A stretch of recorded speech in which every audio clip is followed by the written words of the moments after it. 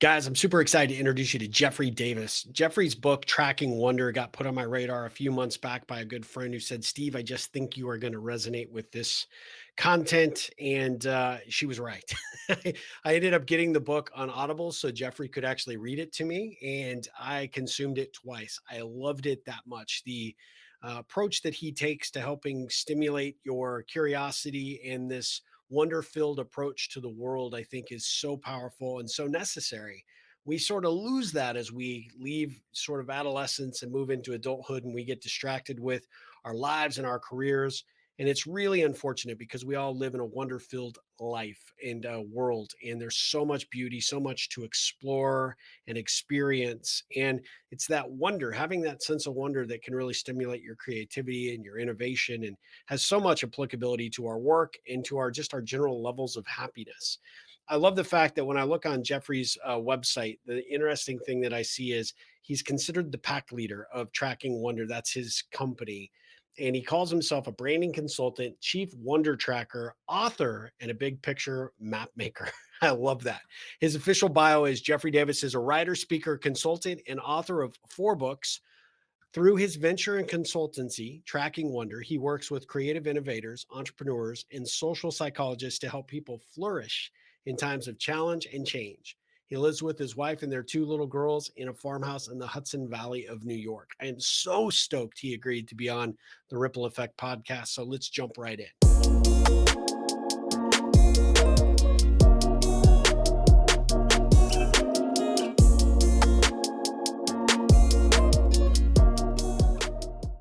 All right, well, fantastic. Well, guys, I'm super excited to introduce you to Jeffrey Davis. As I said in the introduction, I'm a huge fan. And so this is a big moment for me. So I am grateful, Jeffrey, that you agreed to come on the Ripple Effect podcast. So welcome. Thank you so much. I appreciate your inviting me. I'm excited. I was telling everybody in the intro that I was turned on to your book by a mutual friend, and she had said, "Steve, this is a book that I think you're really going to dig because I'm all about thinking outside the box. The whole concept of what I do with the Ripple is try to find unique ways to connect and engage with people." And she saw this book, and she's like, "I just know it's right up your alley." And so I got the Audible version, and because I needed you to read it to me. I wanted That's to hear great. it directly from your lips, and I loved it. I went back through it twice, and it was just I've got to say you are really onto something because I think really the value of what you talk about connecting and engaging through different methodologies and approaches in terms of understanding the wonder that we all have in our lives if we're just willing to dig a little bit deeper and look it really transcends every aspect of our not only our personal lives, but our professional career paths and our lives there. It does. Thank you so much for that. I really appreciate your just like really opening it right up into the subject of wonder. It's something that's so obvious. It's so pervasive to the human condition. These Yep. experiences of wonder, and yet they're not something that we typically talk about. At least not in the context of say business or entrepreneurship or being a grown up. Yeah. So yeah, it's been this. Ongoing journey for a number of years trying to understand what is wonder, uh, how can we experience it more, why would we want to, why are we biologically wired to experience wonder. Yeah. Well, so let's go back a little bit if you don't mind. I'm a big believer in the origin story. So, obviously I got a sense from your writing, right? That you've sort of always had this sense of curiosity dating all the way back to a young child. But tell us a little bit about your upbringing, in kind of the environment you grew up in, and was this something that your parents kind of stimulated in you, and you've just taken it and expanded upon it as you've gone into your later years with this work? Yeah, well, this is a great question. It operates on many levels for me because in much of my work, I'm either researching or talking with or even consulting with people, exploring sometimes memories about when they were younger. So it turns out I think about my younger self almost every morning as part of my morning practice. So um, I grew up in Fort Worth, Texas, which is much more of a city than some people might associate with. Yeah. Several 100,000 people, and yet. Where I was most alive was in an undeveloped lot, which we all called the woods. It seemed really Yeah. big back then. I didn't realize it was just an undeveloped lot back then. I thought it was magic land, Yeah. and that's where I spent most of my days. So fully alive was outdoors. Kind of as being this quiet path maker. So I like to make other paths for others that Mhm. came through, and very imaginative and much more creative than competitive. Um, I was an imaginative world maker. So I was illustrating serial cartoons that I'd created. Really? The Disguiser. I'd created this character as the Oh, Disguiser. nice. So my grandfather ran a printing company, and he would always make these drawing pads for me, these collated drawing pads. And he was one who gave me the encouragement early on. Maybe someday you could become a Disney Imagineer, and Yeah. things like that. So that's where I felt really alive.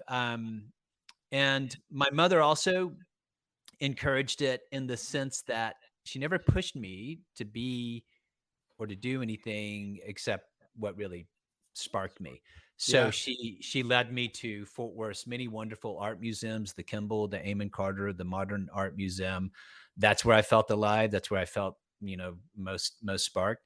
And my father was in he worked in Dallas, lived in Fort Worth, commuted to Dallas in the TV, radio, advertising and media world and sales Yeah. world.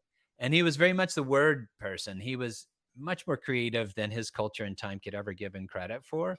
But he did give me a love of language. And oddly enough, at probably 6 or 7 years old, he gave me his father, who died when my father was probably 13. He still had one of his father's appointment notebooks that he had given my Oh, father as a yeah. diary. And so then my father gave me that same appointment notebook to start recording my thoughts when I was about 6 or 7, when I couldn't really write. And I was Yeah. like, thoughts? What is that? So, but that is where I started getting the idea of actually recording my ideas and thoughts. And I did that for quite a while. So that was part of my upbringing and nurturing of that spirit. When I look back, those qualities have stayed alive with me on into my teenagehood. Um, by the time I was 19, I was recognizing my imagination was different and I Yeah. wanted to keep it alive. So I started studying writing more deliberately, psychology, philosophy later in grad school, philosophy, um, all as ways to kind of keep alive that inner life. Yeah. Yeah. That's really, fascinating. You and I have a very similar childhood. It's amazing how different the world is now, right? We could probably leave, at the crack of dawn, not come home until dinner, and that was pretty much my childhood. My bike was my gateway, right? And I grew up in Albuquerque, New Mexico, so we had Oh yeah, I mesas know that. and arroyos that we could go play in, and everything was we either had our kingdoms or our territories or our hideaways, and we always did these things just to it was just a constant evolution of just using our imagination, because back then you didn't have game systems and you didn't have all the distractions kids today have. The outside and what you could find out there on your adventures was really your toy, right? That was the It, that was the tool.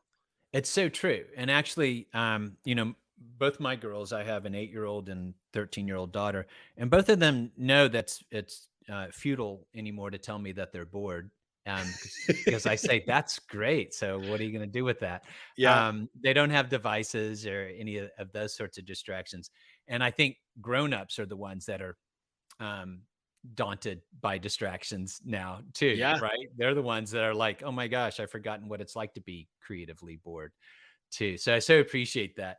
You remind me too of just like one more childhood game that I would play with myself. We would move sometimes around Fort Worth and go to new neighborhoods, and I would hop on my bike and try my best to get lost and then find my way back just through instincts. And I think I still do that. I think that, Uh-huh. metaphorically, I think I'm Yeah. still Yeah. always trying to push myself beyond the known territory and see if I can find my way back. Oh, that's pretty interesting. Oh, Yeah. that's fantastic. So, did you live in Fort Worth up until you went to college, and Went then to did you college ever go and back? yeah, I went to college in UT Austin, Okay. and then at UT Dallas grad school, and then left, came up to upstate New York, Hudson Valley, New York, where I live now. But I spent a good time in Dallas teaching and researching and heading up an institute there. Yeah. So yeah, I do go back to Fort Worth. I went back this past spring to see my mother and my sister for the first time in 3 years since the pandemic, and I loved it. And I found the new bike trails along the Trinity River, and my daughters and I would get on the bikes. We didn't get lost, although I did one time, actually in a neighborhood, and I had to come back and tell my daughters, I actually got lost again. Yeah. But yeah, yeah, it's still a very livable city in some parts. Probably not this time of year. I wouldn't go back. It's probably 105 right now, but other times it's very livable. I'm in Austin right now, and we're Oh, expecting there you 109 go. today. So, I Yeah, mean, that's this is brutal. just Yeah. unprecedented heat down here. I tell you what, Well, you guys get it, I think, pretty often, but it is definitely unprecedented. it Yes, yeah. it's So even up crazy. here, it'll be in the 90s tomorrow in upstate New York, and that's pretty high for here. Yeah, that's stretching it for you guys. Yeah. Yeah, I yeah. have a good friend that lives in the Hudson Valley, and she loves it. That's where she grew up. She was down here in Austin for a while, and she's been out to Hollywood and sort of done all that stuff, and then came back and was doing some on-air personality kind of work here. And then she just said, I'm just tired of the heat. I'm moving back where I know I enjoy the environment a lot more. The environment's really important even for our imagination and our context and our well-being. And, curious enough, when my mother was taking me to the Kimball Art Museum as a boy, I would play that game, as I'm sure you would and others would, like put myself in certain paintings. And it turns out I was really drawn toward the few paintings from the Hudson Valley School of Painters from back in the early 1800s, like Tom Cole and Wow. so forth. And then later I would study about that school of art and fantasize like living someplace like in the Catskill Mountains at some point. Yeah. And somehow I found my way here, and we have a good 3/4 of an acre pond in the back and woods and so forth. So I feel very at home here. And there was something obviously in that boyhood imagination that was drawing me toward this landscape. And I think that's probably true for a lot of us. We probably um, are drawn towards certain landscapes, or if we felt really alive in a certain landscape as a child, sometimes we try to recreate that landscape, which is Yeah, what I think I absolutely. was doing with those woods. Yeah, yeah. Yeah. Well, I mean, I know you mentioned that in your book, talking about Walden Woods and sort of the connection to the outdoors. And I have that same type of affinity for that. I feel like I'm at home or at peace when I'm in a mountain or nearby a mountain, just to have that, because I grew up with that. I went to the mountains as often as I possibly could because that's where all the adventure was, right? And it's so great as adults to be able to come back. And I think something that I'd be curious about your perspective is, I think a lot of times we don't leverage those memories the way that we should in order to reground ourselves, or to maybe calm ourselves down in times of stress or frustration.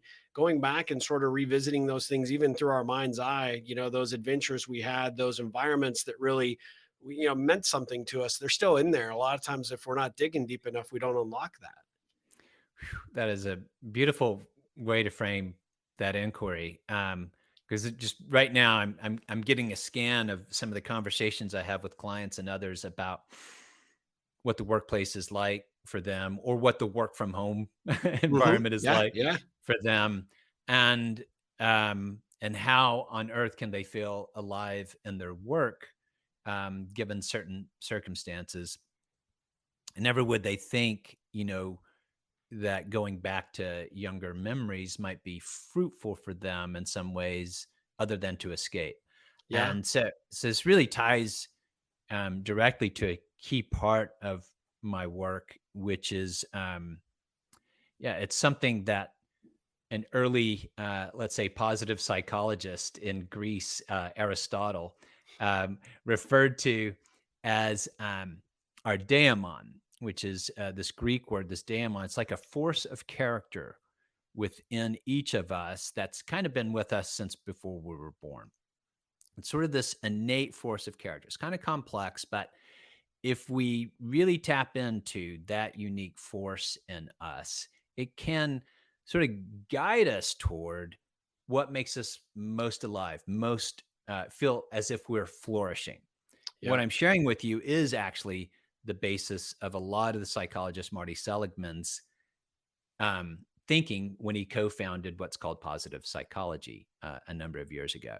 So Aristotle had this idea that we're each born with this daemon, and it's this force of character that can guide each of us. It's unique to you. Mine's unique to me. Hmm. Your mother has a unique one. And so forth. The challenge is, of course, we forget it. We're born sort of Yeah. wide-eyed in wonder. We're born wide-eyed, not knowing, not Yeah. even not knowing who we are, which can be a beautiful, liberating thing when we Yeah. kind of forget who we think we are. So- but the but children, many children have an innate capacity where they're drawn toward, if they're given the freedom and latitude, drawn toward certain activities they're just naturally drawn toward, Hmm. right? And it differs. My two daughters, they have commonalities, but they also have very different forces of character, very different types of activities they're drawn to. So my experience, I'm going to connect this dot with your question. My experience has been in my research and so many what I would call fulfilled innovators is that they either remember that sort of force of character Hmm. on a regular basis, or if they've forgotten it after several decades, which is common too, they reclaim it.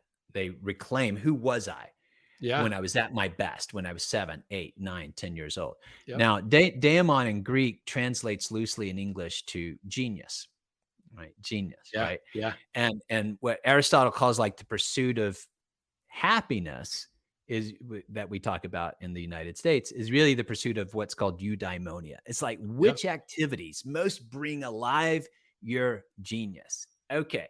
So one thing that's just like so spot on with your great questions, like how can we leverage these memories, is on a regular basis, and I do this every morning, is Really. to remember a time when you were younger. And I'm going to qualify this in a moment for those of us who might have had troubled childhoods and traumatic childhoods. But it's still to remember a time when you were younger and you felt alive and free to express yourself uniquely without Yeah. regard necessarily for reward. What were you doing? Who were you with? Were you in solitude? Were you indoors, outdoors? And how were you showing up in your unique way? If there were Yeah. others around, how did you stand out or not stand out? And like really try to see that self with appreciation, even compassion. Because for many of us, probably we remember not being seen for Yeah. who we Yeah. Oh, were yeah. when we were Yeah. 8 or 9. My Yep. father loved me, but he would ask my mother, she told me this later, Jeffrey's kind of slow. Like, how is he going to get by in the world? He's and I was just a slow processor. I was quiet, Yeah. and he couldn't really see me at that time. He saw me later, but he couldn't really see me. So we had to see ourselves when we were younger and really appreciate them. Now, people like Oprah, let's just take Oprah as a good example, because this is hard work for many people. And so if you have to go a little older because Hmm. things are just too troubling, that's okay. If you go back to like when you were a teenager, that's okay. But Oprah had a very troubled and traumatic childhood, as many of us know. Grew up in Mississippi in poverty, to a single mother. And um, by the time I think she was 2.5 years old, her grandmother started to raise her, had taught her how to read. And by the time she was 2 or 3 years old, Mm. she she preached to her church congregation on like the resurrection of Jesus, something like that. Right. Now let's think about that for a moment. Yeah. Right. Because of course she then had trauma after that. But look at Oprah now, and she like keeps alive. She's reclaimed Yeah. that young genius spirit. I mean, she is a preacher of sorts, right? About Yeah. Yeah. renewal and hope Absolutely. and so forth. So, for those of us who feel like, man, we are burnt out with our work or we're not feeling the joy in life, just try that out. Just try remembering a time when you were younger and you felt alive and free. Write down that memory because it's going to stoke more memories. And then try to write down like what are the adjectives you would use to describe your genius, so to Yeah. speak, when it was fully activated? And how can you bring that to your days right now? Right. So I Yeah. ask myself every morning, like, how can I be imaginative? How can I be um, grounded and connected the way I was at my best when I was younger? So that Yeah. was a long way of responding to that question, but it just hit it's at I the love heart of that. so No. much of what I'm thinking about and working with people on. Well, it's fantastic because when I do professional coaching, I often start with my client trying to help them realize that everybody, when you were like you said, when you were a kid, everything was, wide open for us. We didn't really have labels. We didn't necessarily have sort of status. Anybody could be a friend. Everybody was, the world was full of possibility. And we get older, and like you said, we get into competitive sports. There's competition involved. We start to kind of, the society sort of cultures us down a certain path. And if you have an upbringing, good or bad, that obviously influences it. But, if you can, as an adult, somehow figure out that right now you control, where you are and what you're doing. And that wide-eyed enthusiasm that you might have had as a 4, 5, 6, 7-year-old kid, all the way up until, when you started down whatever path you did, you still have the ability to reimagine what you want your life to be now and what it can be in the future. And Completely. yeah, And if you I, find the activities, right, even the yeah, activities at work that like, okay, 20% actually shows to be a pretty good ratio with some research. If you find 20% of what you do during the day activates your young genius, like if you are activated by spreadsheets, like more power to you and yeah, bring spreadsheets to the we need team, people right? like you for sure. I'm Completely. not You know, one, but whatever. No that's judgment. what makes creativity happen, or the people who love Sure. spreadsheets, you know? Yeah. And so seriously, so, whatever it is that activates you, like keep trying to do more of that. Don't expect it 100%, but try to up the ratio, right? I have like you, like lawyers and psychologists, organizational consultants, strength trainers, and business owners who do activate their genius, so to speak, Yeah. activate their it makes a complete big difference in many ways, and maybe a couple of ways I can outline that. It correlates with a greater sense of well-being, as you can imagine, but also it does something to our creativity. Our creativity, you could define as your ability to derive and act on both novel and useful insights. Yeah. Okay, so if you're like you've got this problem at work, your meetings suck. You want to find a novel and useful way to make meetings suck less. Okay, Yeah. then you're trying to be engaged in creativity.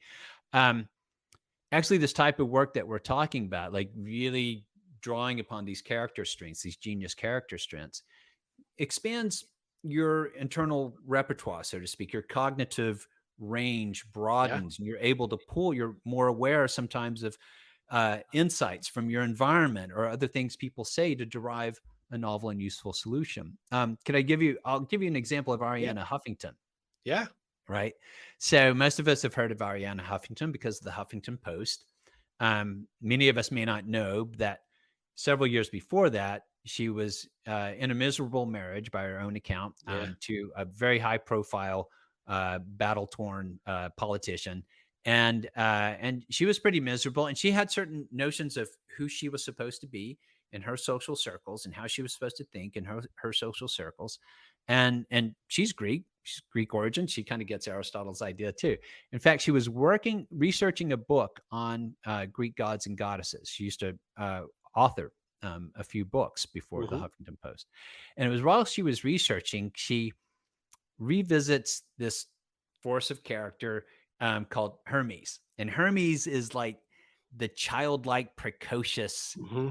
Yeah. God. Like, I think he was like 2 days old and he was admitted to Mount Olympus, for Yeah. his precociousness and cleverness and Yep. flexible and like fluid and shape shifting. So when she was studying that, it reminded her for the first time of when she was a little girl and who she used to be, kind of like what we're talking about. So she started, like, as she would say, like nurturing her inner Hermes, like trying to Yeah. find again who she was when she was younger. And the more she did that, the less locked in she was to just pure rationality and much more open to intuitive serendipity. And as she says, wonder. That gave her the broadness of mind and the healthy self-regard eventually to leave that marriage and to test out this crazy idea that everybody thought was nuts, investors and colleagues, to launch a website that was full of news and Yep. was full of news like health and well-being. And people are like, who's going to read a bunch of blogs online? Who's going to read a bunch of Mhm. news online? Who's Yeah. going to read a bunch of Yeah. news about health and well-being and so forth? And she went for it anyway. Turns out Um, all of us. I yeah, mean, yeah. turns out exactly. She Yeah. did it anyway, Wildly and it was in successful. part that fostering of wonder, which now Yeah. she's since sold the Huffington Post, has now founded Thrive Global, which has its centerpiece wonder, and she Yeah. really recognized the power of tracking wonder, so to speak. Yeah. Yeah, that's a great example for sure. Well, it's funny because you talk about the young genius, just Mm. to sort of revisit that again, just really quickly for the audience. Like when you clarify it in your book, it's really identifying with that younger version of yourself. Do you have I know you talked to a number of people, you cite a bunch of different stories and examples, but do you have a favorite one of a young genius, that really stood out to you when you were researching for your book? Oh, yeah. Well, probably quite a few. Maybe I'll just offer 2, that Okay. I'm thinking of. Yeah. Um, one is one is Evelyn Asher. So Evelyn, we kind of regard as the godmother of tracking wonders. She's now probably 82. And like I tell this story in part to say it's never too late to reclaim your Yeah. young genius, right? And so there are kind of like 4 parts to developing this skill set on a team or individually. Remember your young genius. So tap those memories, recognize, so actually identify those traits, Yep. and really re-see yourself. Third is to activate. So find those activities that do activate your genius now and reclaim. So even when things are hard, even when you're going to meet challenges, which we do every single day, how can I bring one or more of those traits with me instead of Yep. just shutting down in some default way? So Evelyn was about in her 60s, and she started trying to launch her own business. The way she describes it, she's pretty frustrated, in launching her business. She's very attached to outcome and attached to certain standard measurements of success. Um, and then she started discovering my work, started working with her young genius. And what she remembered when she was a young genius was, I think she grew up maybe in the Carolinas or Georgia, the youngest of maybe with 3 older brothers. And I think they called her Miss Prissy because she was always interested in poetry and art and other things, artistically. And so she wasn't seen, right? Yeah. As a Yeah. young dude. So she had to see herself. She had to see that genius. She had to recognize it and bring it forward. And the more she started fostering those qualities, it completely opened her up to her artistic self, her photographic self, photography, and so forth.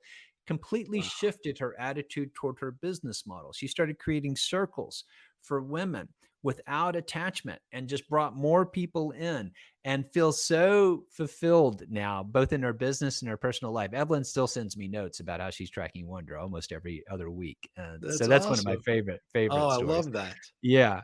Another is by Srini Palais, who is a wonderful polymath, a neuroscientist. I think he was last working on a musical when I spoke with him as well. And Srini grew up in South Africa, and he was from India, grew up in South Africa, so he's still a person of color. And he and his mother were near a swimming pool at the time, and this during apartheid, and he wanted to go swimming. She said, "I'm sorry, honey, you can't swim there." And he said, "But why not? Other children are swimming there." And she said, "You're not white, and or Mm. not white enough." And at that very moment, um, he said a drop of water from the swimming pool hit him, touched him, and it completely opened him with curiosity. And he often thinks of that moment because he stayed curious during that time in his life. And it was both that open curiosity coupled with his mother's love that really helped him navigate that childhood with a culture that clearly wasn't seeing his Yeah. genius. Yeah. And he is fully activated his polymath genius. So that's just yeah, it's another one of my favorite stories. Oh, that's awesome. Well, what I find, in the examples that you just gave, as well as the examples that you share in the book, is that a lot of these individuals have to sort of wake up and become their own advocate. Because if you wait for the world to discover you, if you weren't one of the chosen ones, right, you're gonna be Yeah. waiting a long time. And I think the interesting thing that I picked up from the book was how you have to be your own advocate, and you have to, say, you can't wait for it to happen. You're going to have to go make it happen. Yes, and. So yes, and this is true. And what I want the and piece is that we have to make it happen together. Yeah. And I think we're in a moment where I didn't want the book to be positioned, and I had many conversations um, with my publisher at Sounds True is very open. Like before we even made the deal, we were having, back in the day, she would take me to lunch in New York City. Like that Yeah. was, before the pandemic, and we were having conversations about the personal growth movement. And Yeah. I said, I don't want the book pigeonholed in personal growth. It's like it's transpersonal. Like I It's want us bigger to than that. Yeah. recognize we need to do our own work, but we need to do Yeah. our own work together. Yeah. And so, yes, we do need to assume some agency for activating our genius. We won't feel recognized even at work or in our family or our relationships sometimes. But the kind of beautiful reciprocal work that I have team members do where they're kind of blown away by the work is first to recognize their own genius and then even articulate some things out loud to other teammates and then do some work where they see each other's Yeah. genius. Yeah. And then you're like, oh, right, that's a genius strength, right? Yeah. And so then you see how genius and creative potential operate in so many different ways. And then it can also be a powerful way for people to find right fit in their Yep. job or in their roles. Again, you're not always going to be fully activated all day long. That would be like being in wonder all day long, which would be a Yeah. little obnoxious. But we can up the wonder ratio, so to speak. So back to your point, yes, it does involve agency. It does involve us doing the work to recognize our own genius, but it's so much more beautiful in relationship. When I Hmm. unpack the 6 facets of wonder, which I wasn't expecting to do in my body of research. But these 6 facets of wonder, they're like the pair of foundational creative facets of openness and curiosity. And then there are the pair of facets when we're in deep crisis or uncertainty, sort of the disorienting facets of wonder, bewilderment and hope. Yep. But Yeah. then there's the third pair of facets which really help us experience wonder's social dimensions of connection and admiration. Yeah. And so it's in that connection and admiration where I wanted to offer that yes and piece. It I is up love to that. each of us, but here you and I are in this conversation, and even as I understand what uh, your whole mojo, Steve, is about, right? Is about connecting with other people and like even stretching yourself to connect with other people and probably champion other, like you're bringing me on here Yeah. Yep. and, sure, it's up to me to do my work, but you're helping me, be fully activated here, Steve. Well, I appreciate that. Thank you. Well, Yeah. mission accomplished then, I guess, right? Well, it's funny for me connecting.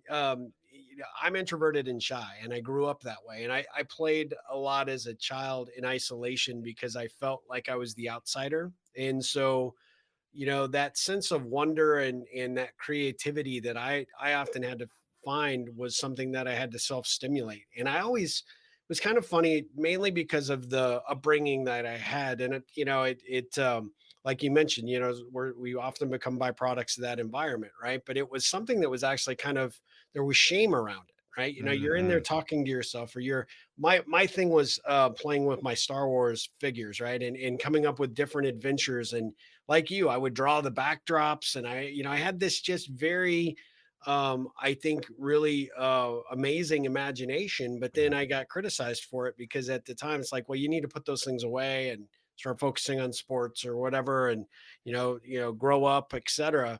But it was really reconnecting with those things when I realized how to re-engage and connect and sort of understand that that imagination was a real asset to me and served me so well as an entrepreneur.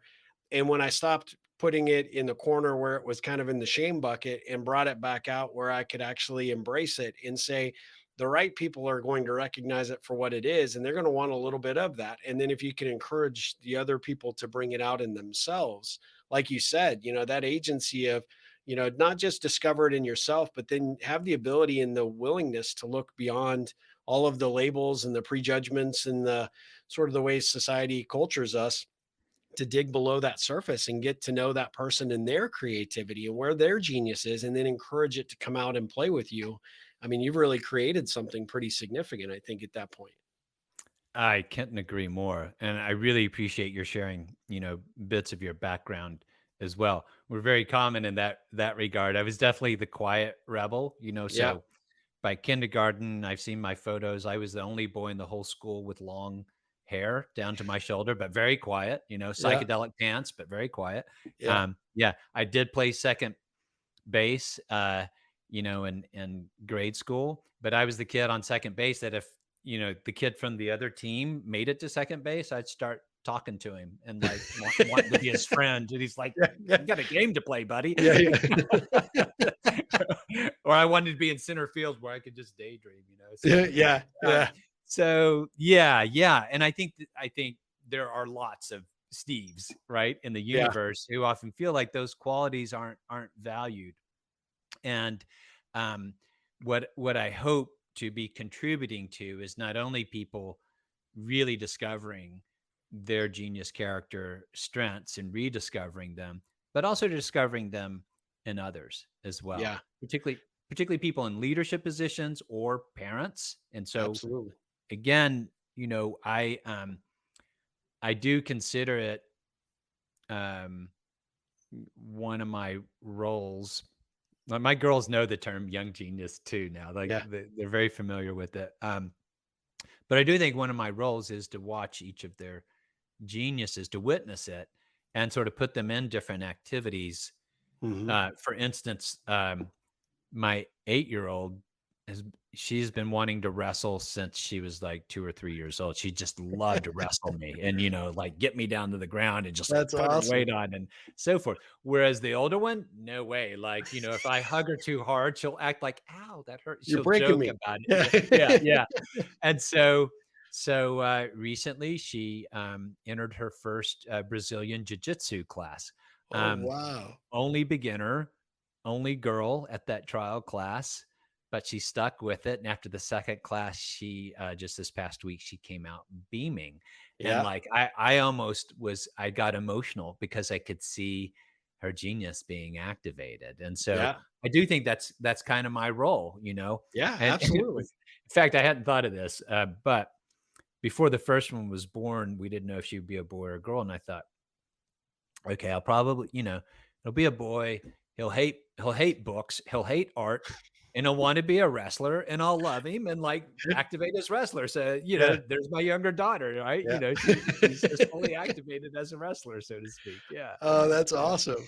yeah. Well, yeah, and I think you shared the jujitsu story on one of your Instagram stories. I was I telling did. everybody in the intro that they need to go and follow you on social because I just get such a kick out of the stories that you're doing on both Instagram and Twitter. And then I love the canoe talk. I think that's just a genius idea, phenomenal.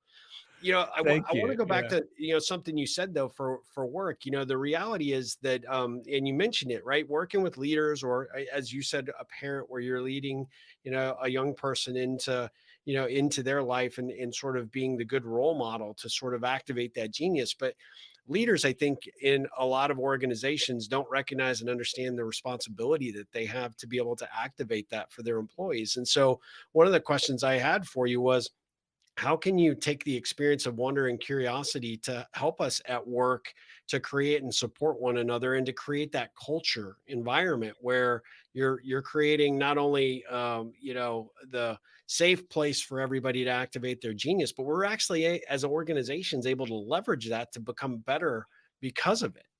yeah. Thanks for that question because a whole Sure. branch of Tracking Wonder Consultancy is working with teams and organizations. And, I'm going to say from the beginning, there are no easy answers Right. individually and Yep. certainly for a team, let alone for a whole work culture. So we have to be um, rooted and grounded possibility, pragmatic Yeah. possibility. Um, so some of the work, so I can offer like a quick thing for managers and team leaders who have direct reports just to get started. Um, one of our greatest attributes we can exhibit these days as managers and leaders or business owners is caring, Yeah. genuine caring. So um, I have some clients develop a variation of a weekly check-in with these four questions. Um, One is kind of the hidden genius question. Uh, so number one is, what in your work this past week really brought you alive or brought fulfillment? And I love that. for direct reports who are, we all have a negativity bias. We're just on the spectrum of that. Like, some employees, Yeah. like, they're high on the negativity bias. And Yeah. so Yeah. they're like, boy, I'm going to have to really think about that. But Yeah. then it causes self-reflection and ownership and agency, as you noted. And then what the second question is really important. What in your work frustrated you this week, and how did you deal with it? But the frustration is really important to hear because sometimes the manager or the leader is part of the frustration. Yeah. Yeah. And so there needs to be that openness and communication to hear that. Um, and then the third pieces aren't necessarily tied to this, but they're still important. Third is like, what are your priorities for the coming week? And fourth is, how can I support you?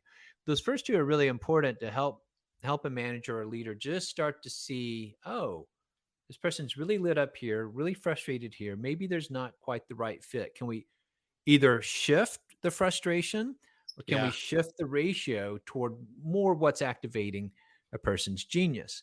Um, then some of the other work is it has to start with themselves. So the leaders really have to first start recognizing and activating their own genius, character Yep. strengths, and really doing that work themselves and then modeling it, but then recognizing and remembering that everyone's genius is different. And so then finding ways, even in one-on-one um, conversations and check-ins, to find out, like, without being trepidatious on personal territory, what did bring them alive when they were Yep. younger. To actually have these personal conversations that aren't private, personal without being private, is really important these days. Yeah. Yeah. It's really important that employees know that their leaders and managers care about them outside of work, Yeah. and that will help them be more present at work. So just being curious about somebody's background in terms of, like, what brought you alive when you were younger? It can be just that simple of a question, as a window into understanding how that person could be activated at work. So there's just a couple of things without needing a full Wonder Lab Yeah. intervention. Well, it's interesting because those four questions super powerful. They one ties to one that I ask almost every single person that I come in contact with is how can I help you? And if leaders got really good at that, most people will never have an answer for you, right? At least not the first 5, 6, 10 times you ask it. But if you keep That's asking it, right. and it comes from a place of authenticity, and you have a genuine desire to help that person achieve every level of success they can within the organization. I think where leaders miss it is they're not as open and honest about that, right?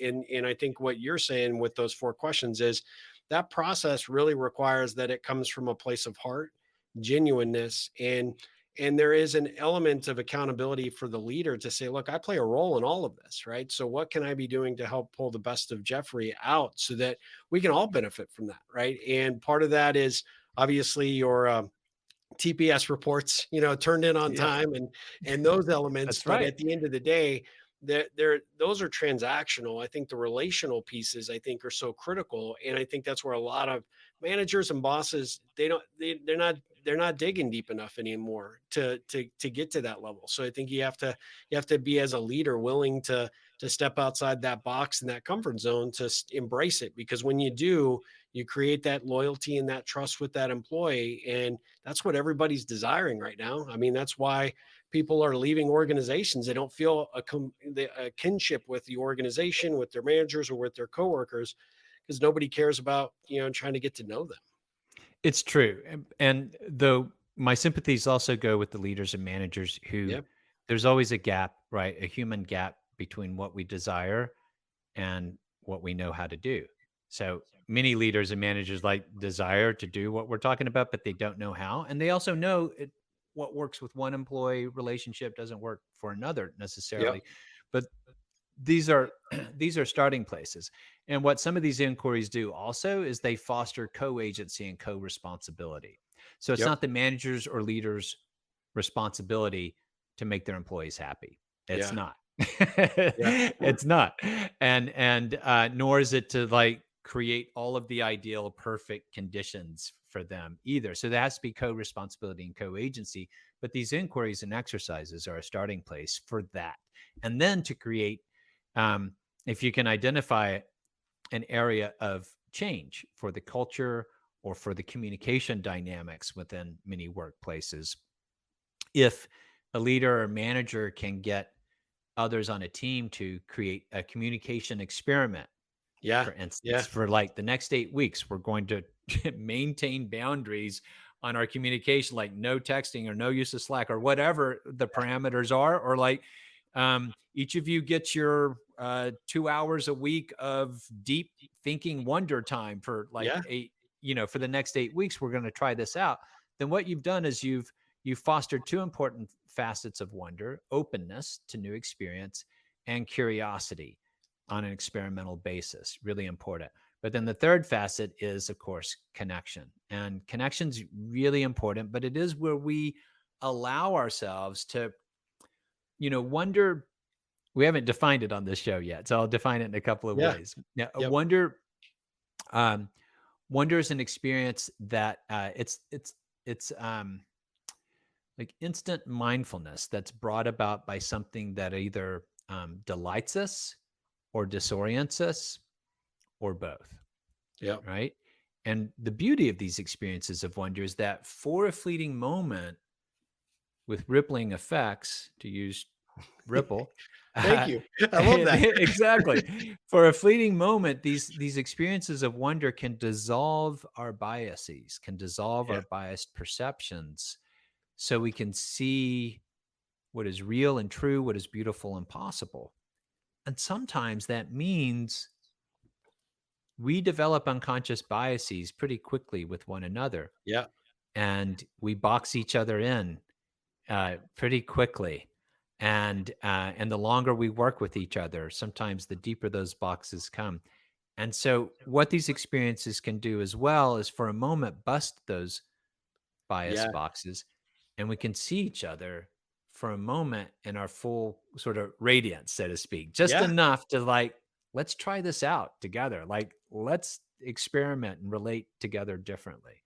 Yeah, could you talk about it in the book, right? About the biases that we often have in it, the sort of the tendency, the natural tendency for us to prejudge other people. We tell ourselves these stories that we don't even have any basis for how the narrative ends up in there, right? And it's Exactly. kind of interesting because I think what you talk about is if you can approach those people and those situations with a sense of wonder and let me get to know this person, really understand. I mean, a couple of things that I think that really tie to that is I do these things called 8-minute ripples. They're really originally developed them for people that don't like networking for Mm, non-networking people. And it was really geared around not having the question of, so Jeffrey, what do you do? And, tell me about your job.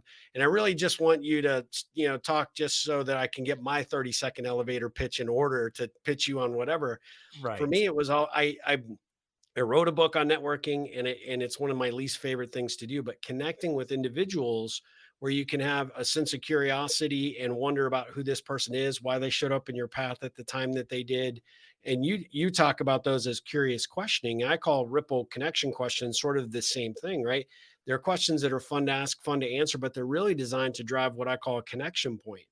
And Yeah. the way I tie all this back into what you just said is that if you can find a connection point, even with somebody that you haven't necessarily gotten along with or you've worked with for a long time, but you only know each other through your interactions through work and just the work pure surface connection function of interaction day to day, but you haven't dug below that, you of course things are never going to change, right? But if you can figure out a way to, to learn who they are as individuals, what lights them up, what really excites them about, whatever it is in their world, whether it's the work, whether it's their personal life, etc. Then you really create, you say something in your book about wonder as a heightened state of consciousness and emotion, and that's really what that connection piece is. If I can actually see you through a different lens right now, because now we've worked together and we've never gotten along, but now I see that, oh, we both have kids, or they both like the same sports, or they're into similar activities. And I had no idea because I never asked, right? Well, now all of a sudden, now I look at you from a completely different perspective. That's exactly right. And even the connection with the differences, right? Yeah, That's absolutely. another Yeah. interesting part too, Celebrate right? the Is to difference, say, in fact, "Oh, instead of wow, shy from them. I can see you and actually appreciate how your genius is different," right? Yeah. And Yeah. I can see like, "Oh, your background is different," and that's beautiful. Yeah, I love that. I love everything you said about networking, and I'm sure that comes from your introvert's genius as well. Your genius introvert is like, "I hate networking." Yeah. So that was so beautiful. There, some tenants in the chapter on connection too that I lead people through that came from my research and my applied research and testing out, even for myself, how to listen and connect better with people and how to Yeah. bust these biases in the moment. And there are usually like three starting practices I guide people through on teams and individually or in circles. So I hold mastermind inner circles, and we practice these as well. And so the first one, I taught myself under a very socially distressing uh, time or during a certain event, is to say to yourself when you are trying to connect with somebody, say to Uh-huh. yourself, open up instead of size up, open up Oh, instead of love size that. up. Yeah. So you're saying that to Beautiful. yourself. And it also, because we do close off, and we're not only closing off the other person, some of us, particularly introverts, will close off because we fear we're being sized up. Yeah. And so if we could And just that say, affects open up, everything, body it language, your does. communication. Yeah, I mean, it really does activate that way. It really does. It constricts everything Yeah, physically and psychologically. And so to practice that to yourself. And then the second is because I really appreciated what you said about the elevator pitch. You're like, oh yeah, let me listen to your elevator pitch. But the whole time I'm thinking of my own and I can't wait to get yeah, mine out. Right. And so nobody's really listening to anyone. yeah, no, And so except for that chatter in our minds. And so the second is instead of like cogitating in our brains, like, what am I going to say next to add value? To listen with your feet, which is a funny way of saying draw a part of your attention literally to your feet. So yes, you're taking some of that bandwidth, and it's as if, not literally, but as if you're listening more in an open, receptive, almost whole bodied way, so to speak. You're not yeah, trying to jump in and offer what's next. The third is a little bit more existential, but it's it's remembering that this moment is the only one of its kind. Like yeah, this moment between you and me will never happen again. And so just to remind yourself of the brevity of any moment. And sometimes depending on the group I'm working with, I will say, listen as if that person's words are their last words. oh, And then they're yeah, like, oh, all yeah. right. Puts distinct meaning behind everything at that point. It really does. It helps us Yeah, see what really matters. absolutely. Well, and it also it helps us recognize the magic in those moments, right? Which we don't often look for if we're not looking for them, right? So Right. that's one of the big keys. I want to be super respectful of your time because I know you were on a limited schedule today. I generally like to wrap up and because I could talk to you for, I mean, and I hope that we could do a follow up because I didn't get to half my questions I wanted to ask you because I'm just so fascinated by you. But I like to wrap up with a few ripple connection questions. It's kind of perfect segue since we just talked about them, but more of an insight about kind of just how you would sort of perceive a few of these, if you don't mind. No, go ahead. Let's do it. Awesome. So what? And I kind of have maybe an inkling of how you might answer this one, but what's the best piece of advice you learned or received as a young person that you still leverage today?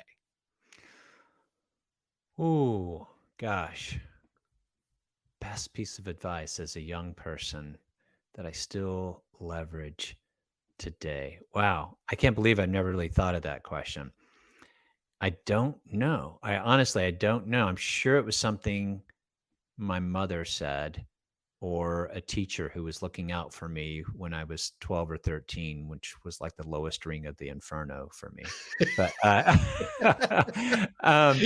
You and me both. yeah. We should have just been buddies at that point. Right, right, exactly. So I honestly I don't know, but I'm sure it was something my mother said about, just being okay with myself. I'm sure. I'm sorry I can't answer No, that that's a question. good. It's a Well, great no, not question. a problem. Well, Yeah. let me rephrase then. What would be the best piece of advice you would give to somebody who is thinking about, I really need to check out this tracking wonder. I mean, what it could do for my life, personally or professionally. Yeah, be open to the possibility, right? So if I you love that. have a certain if you're already curious about experiences of wonder, great. But if you're like, "What? Wonder?" I just invite you to be open to the Yep, possibility because wonder is the most pervasive yet seemingly evasive human experience we have. It's the hallmark of the human species. Yeah. I love it. That's fantastic.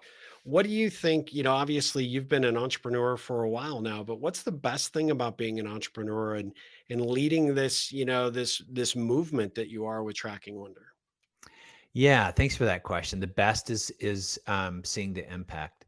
I know that as much as I'm driven by creating and making things and designing really great experiences for people or books or whatever, it's really seeing the difference that this work makes. And so being an entrepreneur is truly wondrous when you're designing something and you see that it actually works Yeah, and it yeah, makes a makes a difference in difference. people's lives, then Yeah. that's the greatest reward. Yeah. I love that. Well, this is the perfect segue follow-up question then. So what's the best thing a client or a colleague could say about Jeffrey Davis? Wow. Um, that I help them see themselves as they truly are and activate that in every facet of their work and life. I love that. That's fantastic. Well, okay, two last questions. What does the next 5 years look like for you and your team? Yeah, we're in the process of simplifying. So we really want to simplify things. The book launch was a big thing. And so as we're working with organizations and teams, as we're working with private individuals and professionals and entrepreneurs, I'm just really wanting to streamline and simplify our systems Yeah, um, because things can get unwieldy pretty very quickly. quickly. um, and there is I can't say too much, but there is at some point when we all feel comfortable with live events again, there will be a multi-day immersion that will be related to tracking wonder, but it's not specific to that. I think it's going to be very exciting, and you'll be required to unplug for a number of days from your Oh, devices. Yeah, yeah, I can't wait to hear what that is and sign up for that for sure. yeah. Along that lines, I'm gonna lie. I'm gonna ask you two additional questions. What does the ripple effect mean to you? Yeah, well, the ripple effect actually means two things to me since I alluded to rippling earlier. It really does mean to me, one, that an experience of wonder really is, it can be brief, but it really does have long lasting, sometimes life changing rippling effects. The second is, and probably more directed to you and knowing your relationship with connection, really is like my aim is not to make a big splash in the world. My aim is to make a difference, maybe a pebble at a time, Yeah, um, where those things with whatever I do or say will have a rippling effect. And if I can empower other people to, in turn, have a really positive rippling effect with the work they do, the work they bring out into the world, then that's what I think I'm here for. Absolutely. Well, I would call you a rippler to the highest order. I promise you're making a difference out there in the world, and I think you're doing. You might start with the small pebbles and the small impacts, but your ripple effect is going out there and making a huge difference in the world. My final question to you, because I'm a big believer in this question, as I mentioned earlier, is how can I help you? What could I do Ah, for you to create a positive ripple in your life or for your work or that's great, Steve. You're already doing it by just bringing me on here and sharing and sort of spreading the wonder. Um, I do have 5 wishes at the end of the book, so you can bring wonder home. okay? Really important. Yeah. So, just recognizing the geniuses at home, those people we're most familiar with, sometimes it's the hardest. Um, the second is bring wonder to your work, which I think you're doing. Um, Third is bring wonder back to the engine and heart of education and learning. And I don't mean just formal education, I mean lifelong Agreed. learning and Yes. reskilling and upskilling. Fourth is to bring wonder to your mind, right? To really not pathologize our minds, but just to really recognize our human minds are very complex and full of mysteries, and to bring more wonder to investigating your own mind. And fifth, in whatever ways you can, Steve, I know it's 109 there and you're part of the planet, but bring wonder to a part of the natural world as well. That's the whole source of our human experience with wonder. I love that. That's great. Well, if I can do anything for you, aside from I will continue to be a big, big supporter of your work and promoter of it. I've turned several people on to the book. I plan to do a lot more, but I'm so grateful for this time and this opportunity to have the conversation with you. Before we go, let everybody know how they can find you. You've got your social channels, so I wanted you to share what you wanted or where you wanted people to follow you or how to learn more about your work.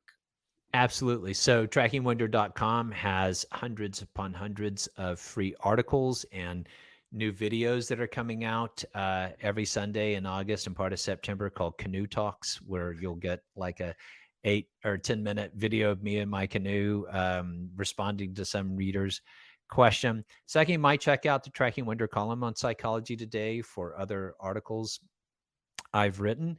And Steve, we'll send along a special URL for your listeners and viewers where they can download the first chapter of the book, Tracking Wonder. Well, They thank can you. also take a Wonder at Work assessment. Yeah. Oh, that'd be great. Yes, thank you Yeah. so much. We really Yeah. appreciate it.